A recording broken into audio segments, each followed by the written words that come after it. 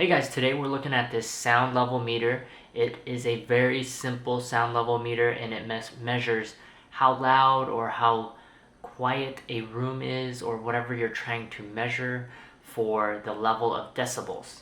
And I'll just show you real quick how to use it. You just turn it on here and it has no LED back screen, or if you want you can turn on the back screen to make it brighter. It has a min and max, so if you set it on minimum, it will go down to the minimum level and hold it.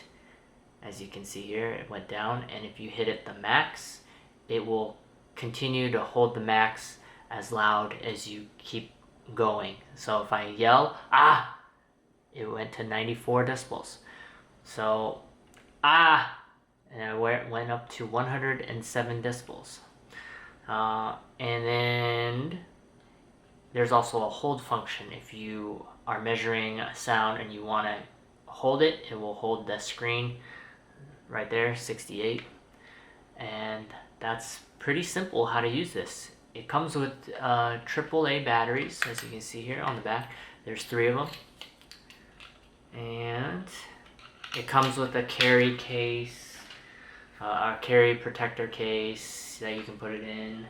A little baggie as well if you want to carry it around.